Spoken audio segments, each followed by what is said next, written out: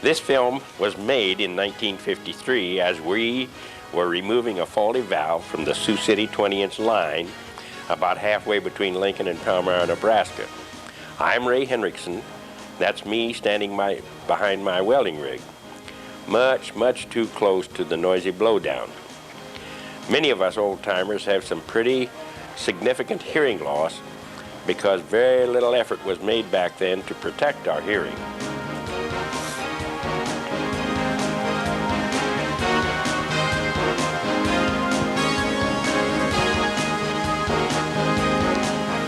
Now we're making the first cut in the line, and you can see that we are surely going to be contending with some pretty good fire.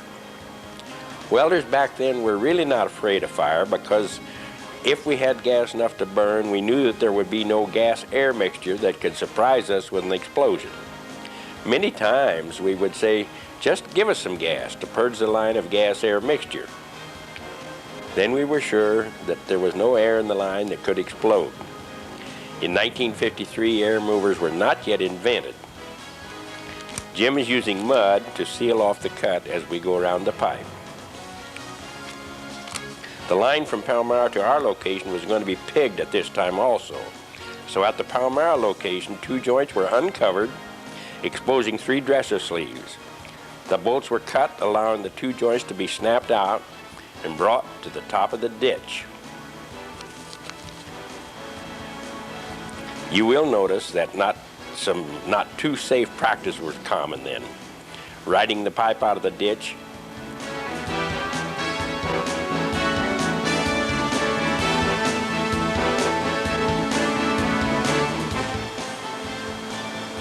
and notice the fingers in the end of the pipe.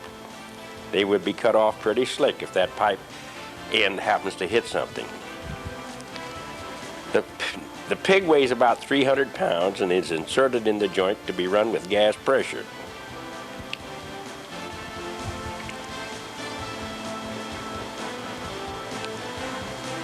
The pig fits pretty snug with the rubber cups on each end.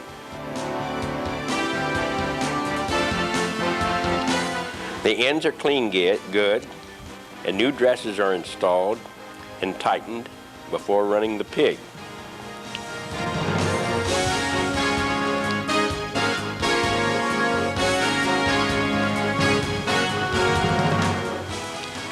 After new dressers are installed, those 2 joints are again snapped back into the line, making it a continuous line once more.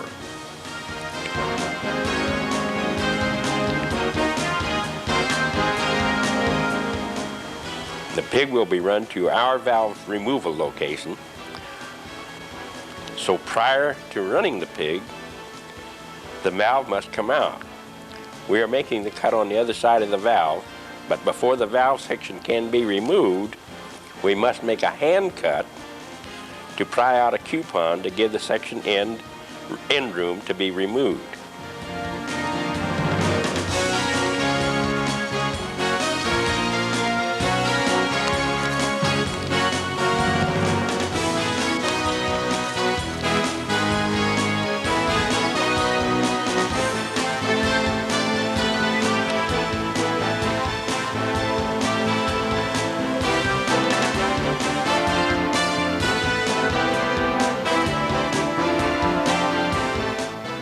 Jim does a good job putting out the fire. We get pretty well covered with Ansel powder, but we don't get burned. I'm sorry to tell you that Jim broke out as a welder in 1954, transferred to Hobbs, New Mexico, was caught in a fire and was fatally burned.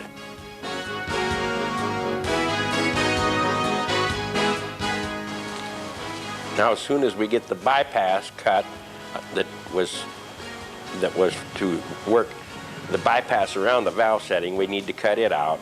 And as soon as that's cut off, the fire is again put out.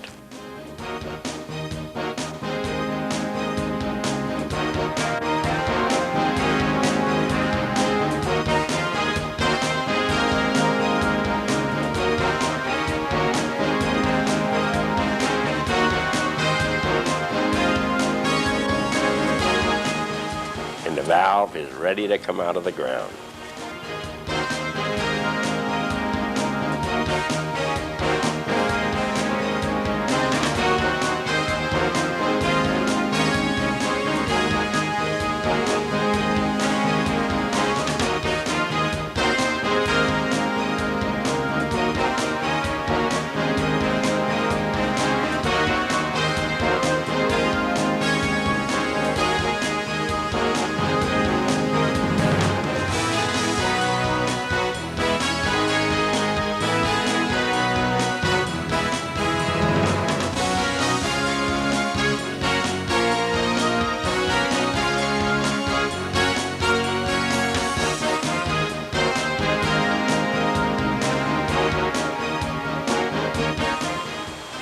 Now we will dress her on a so-called blow joint so that we can run the pig. That blow joint is angled up out of the ground so that the pig has room to come out. And look, we have no pig trap on the end of the line. Who knows where that pig will end up?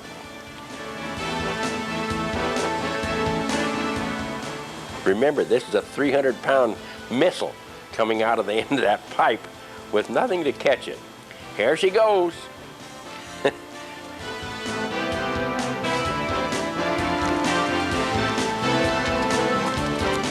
I'm sure those cattle were somewhere else as the pig was being run.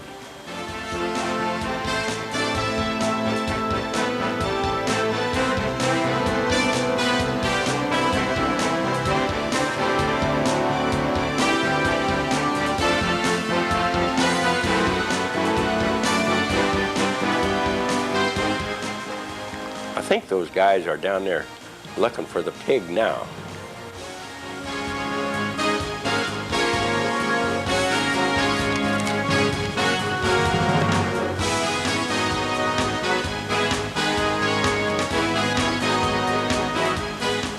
We remove the blow joint now, and we're going to cut that joint now to fit the gap where the valve setting was removed.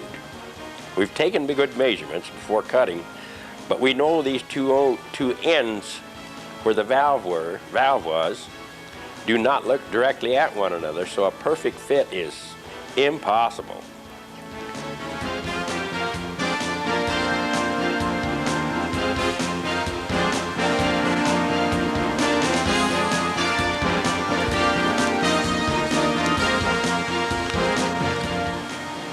We set the joint in that where the valve was.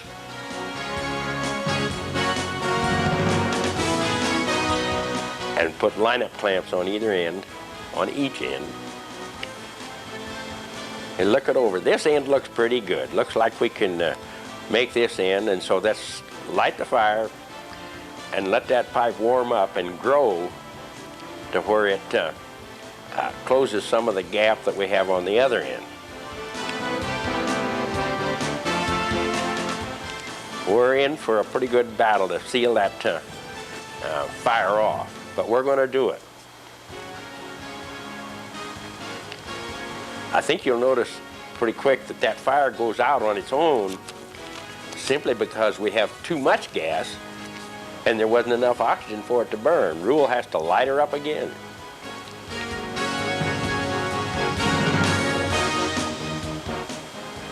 And now we do our best to seal off that crack.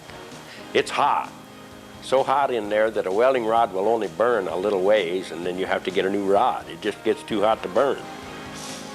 It's impossible to make a high-quality weld under these conditions, but we were finally able to get the crack sealed off.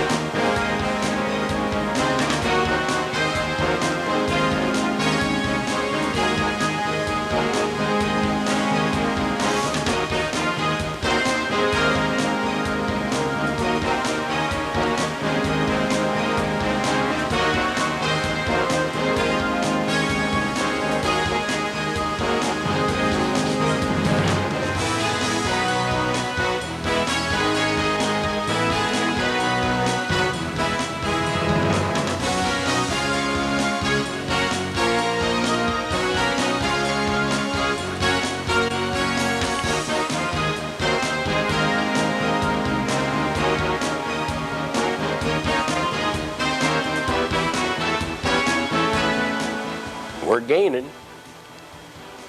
We're about to get the crack sealed off on either end, and then with a good hot pass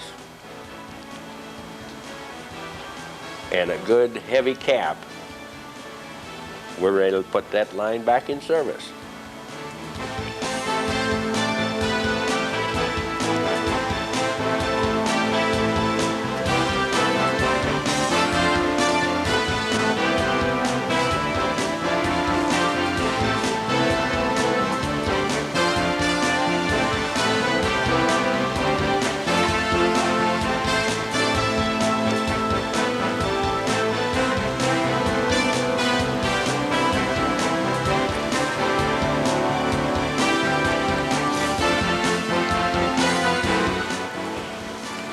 as near as I can tell, I'm about, of all the people that were working on this line, I know all the other 3 welders have since passed away. And after looking the crowd over, I think I'm about the only ones still living that worked on that project. Now it's time to pick up the pieces and all head home.